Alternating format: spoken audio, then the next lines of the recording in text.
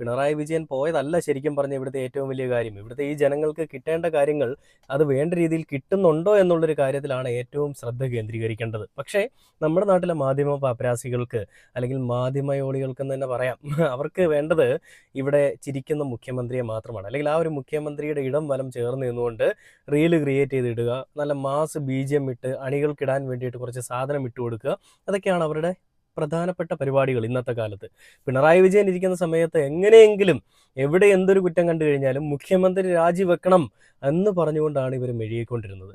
അതിൽ നിന്ന് മാറി ഈ മാധ്യമങ്ങൾ എല്ലാവരും ഒറ്റക്കെട്ടായി നിന്നുകൊണ്ട് തന്നെ ഒരു പാർട്ടിക്ക് വേണ്ടി സംസാരിക്കുന്നത് കാണുമ്പോൾ ഒരു വല്ലാത്തൊരു സന്തോഷം തോന്നുന്നുണ്ട് കേട്ടോ. ഒരു ഐക്യം, ഈ ഒരു ഐക്യമായിരുന്നു എല്ലാ കാലത്തും വേണ്ടത്.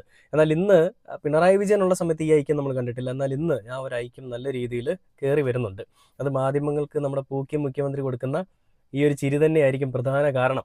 അപ്പം ഞാൻ ഇന്ന് കണ്ടൊരു വീഡിയോ നിങ്ങളെ കാണിച്ചു തരാം. ആ ഒരു വീഡിയോ സൈഡിൽ എന്തായാലും നോക്കിക്കോ. എന്താണെന്ന് അതിൽ പറയുന്നത് വെച്ച് കഴിഞ്ഞാൽ, ഇന്ധന വില വർധനവിനെ പറ്റി നമ്മുടെ VD സതീശൻ പണ്ട് പ്രതിപക്ഷ